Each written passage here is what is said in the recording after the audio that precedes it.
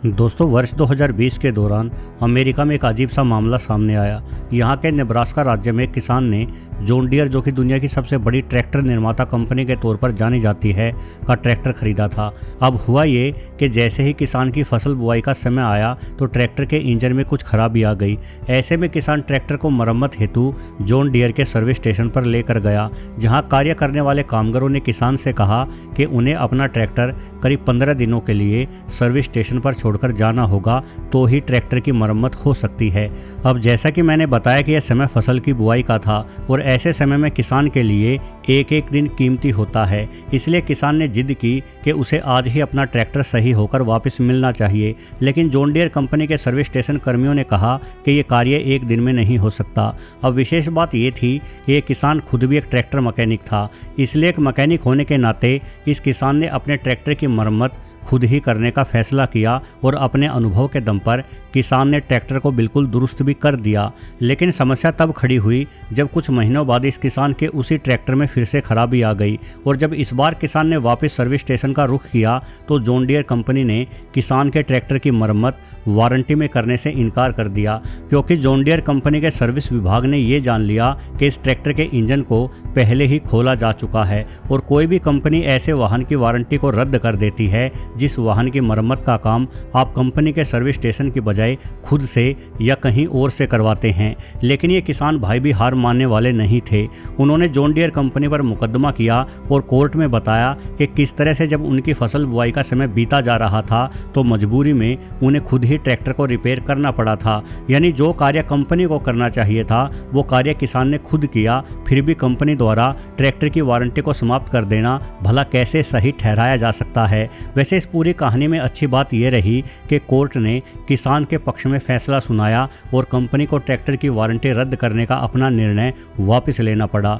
दोस्तों, ये एक घटना थी, लेकिन ऐसी अनेकों घटनाएं हमारे चारों ओर घट रही है जिस पर कोई भी बात नहीं कर रहा। ये एक बहुत बड़ा सवाल है कि यदि हम कोई सामान या उपकरण किसी भी कंपनी से खरीदते हैं तो उस उपकरण के मालिक हम हो जाते हैं, तो फिर भला हमें अपने उस उपकरण को अपनी मर्जी से रिपेयर करवाने का अधिकार क्यों नहीं है? क्या हमें हक नहीं है कि खुद के पैसों से खरीदी गई वस्तु के साथ खुद की मर्जी चला सकें? आज कंपनियां इस तरह से उपकरण बनाने पर तुली हुई हैं जिनमें कोई भी खराबी आने पर रिपेयर के लिए भी कंपनी में ही जाना पड़े। यानी ये कंपनियां दो तरह से कमाई करना चाहती हैं, एक तो वस्तु को बेचकर और दूसरा वस्तु को रिपेयर करके। और इस पूरे प्रकरण में हम जैसे खरीदारों को नुकसान उठाना पड़ता है। यदि आप अपने मोबाइल फ़ोन पर गौर करें तो सिर्फ कुछ वर्षों पहले तक इस तरह के फ़ोन आते थे जिनमें छोटी मोटी मरम्मत के काम तो आप खुद ही कर सकते थे।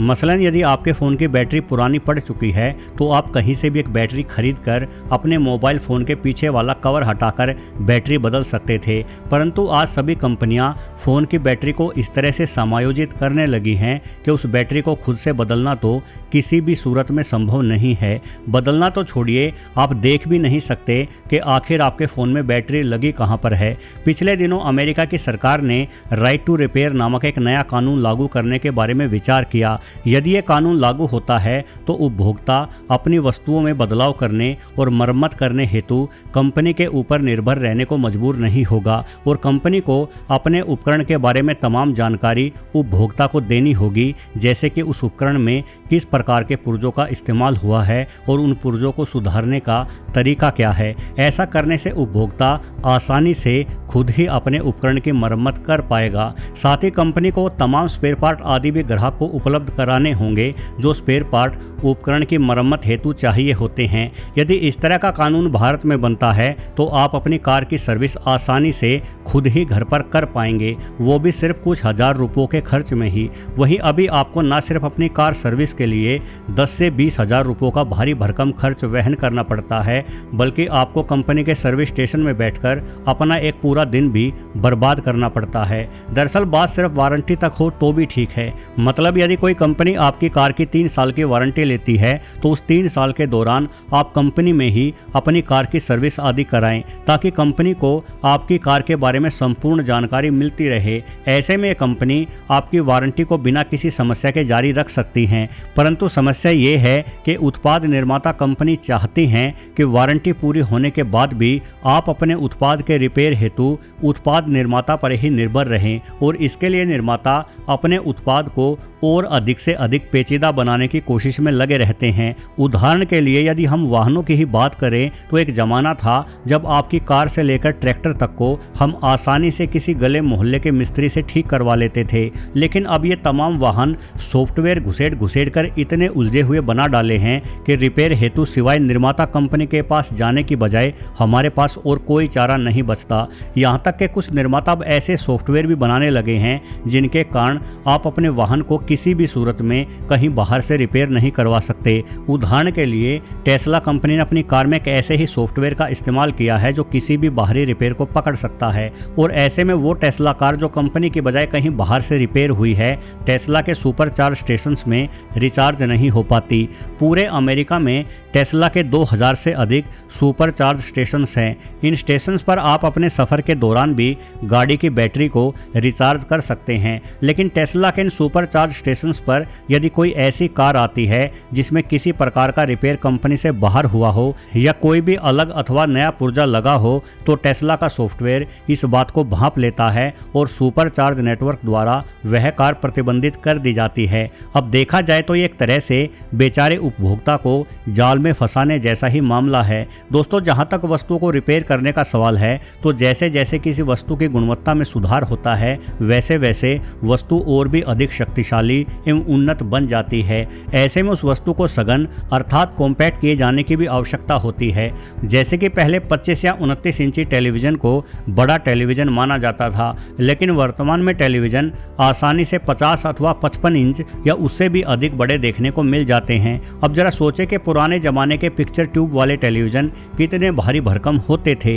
यदि उसी तकनीक पर काम करके 55 इंची टीवी बनाए जाते तो वो टीवी इतने भारी हो जाते कि उन्हें एक स्थान से उठाकर दूसरे स्थान पर रखने के लिए शायद क्रेन की ही आवश्यकता पड़ती। यानी टेलीविजन को बड़ा बना पाना तभी संभव हो पाया जब टेलीविजन स्लिम और हल्के बनाए गए, और जब कोई वस्तु इस तरह से कॉम्पैक्ट बनाई जाएगी तो उसे रिपेयर कर पाना निश्चित रूप से मुश्किल हो जाएगा। जैसे कि डेस्कटॉप की तुलना में लैपटॉप को रिपेयर करना काफ़ी ज़्यादा कठिन होता है, क्योंकि लैपटॉप में उन्हीं तमाम पुर्जों को और अधिक कॉम्पैक्ट तरीके से लगाया गया होता है। यानी जब हम दूर तक फैले पुर्जों को एकीकृत कर देते हैं तो ये प्रक्रिया मरम्मत को मुश्किल बना देती है, और वस्तुओं को तकनीकी रूप से सुधारने के लिए इस तरह से कॉम्पैक्ट बनाने की आवश्यकता है। मतलब हम रिपेयर को आसान बनाने के लिए तकनीक को परिष्कृत करना नहीं छोड़ सकते। इसलिए ऐसा नहीं है कि हमें रिपेयर को पहले की भांति आसान बनाने के लिए पुरानी तकनीकों पर लौट जाना चाहिए, लेकिन हमें उत्पाद निर्माताओं के ऐसे अनुचित तरीकों पर भी रोक अवश्य लगानी चाहिए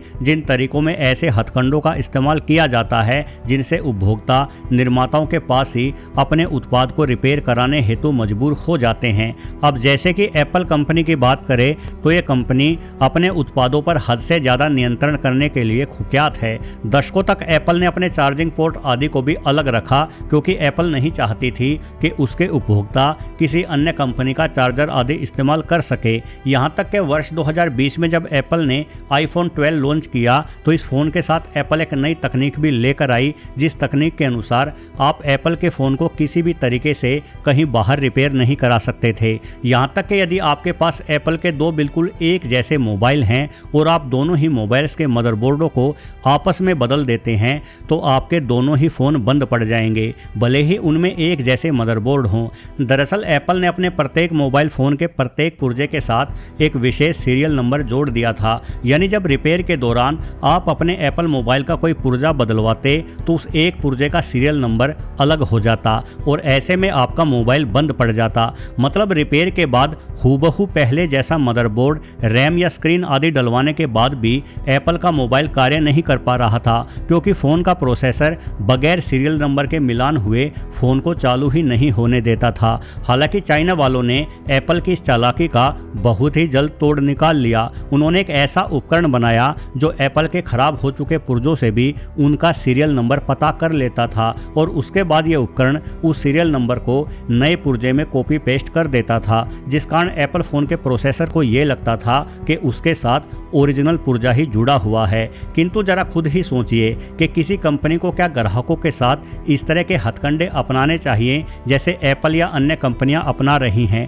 पहले अपने उत्पाद को मनचाही कीमत पर बेचा जाए और फिर उस उत्पाद को भी रिपेयर करने के लिए ग्राहक को मजबूर करके लूटने की नई रणनीतियां बनाई जाए। देखा जाए तो बेचारे एक आम नागरिक को चारों ओर से लूटने की ही योजनाएं बनाई जाती रही हैं। सरकारें भी हमारी नहीं सुनती, बल्कि सरकार हमारी कमाई से लेकर हमारी खरीदारी तक पर टैक्स लगाती हैं। इस मामले में मुझे व्यक्तिगत तौर पर वाहनों का उदाहरण बड़ा ही अनोखा लगता है। पहले अपनी कमाई के पैसों से टैक्स भरो एवं टैक्स भरने के बाद जब आप किसी तरह से पैसे जोड़ जाड़ कर अपनी उसी कमाई के पैसों से कोई गाड़ी खरीदते हैं तो उस खरीदी गई गाड़ी पर फिर से टैक्स दो। फिर चूंकि आपकी गाड़ी रोड पर चलेगी तो रोड पर चलने के लिए एक बार दोबारा से रोड टैक्स दो, और जो पेट्रोल डीजल आप अपनी गाड़ी को चलवाने के लिए डलवाते हैं उस पेट्रोल डीजल पर भी भारी भरकम टैक्स भरो। यहाँ तक के अंत में रोड पर चलते समय अलग से टोल टैक्स भी देना पड़ता है। यानी जिस तरह से मच्छर खून चूसता है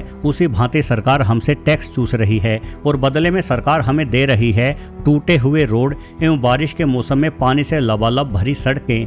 अब इस सारी मार को एक आम आदमी किसी तरह से झेल भी ले तो उत्पाद बनाने वाली ये तमाम कंपनियां भी हमारा बचा खुचा खून चूसने को तैयार बैठी रहती हैं। बेचारे एक आम आदमी की इस गजब की शोषण प्रक्रिया के बारे में आपका क्या सोचना है, ये कमेंट करके जरूर बताएं। और यदि ये वीडियो अच्छा लगा हो तो वीडियो को लाइक एवं चैनल को सब्सक्राइब भी अवश्य कर लें। अंत तक पूरा वीडियो देखने के लिए आपका बहुत बहुत धन्यवाद।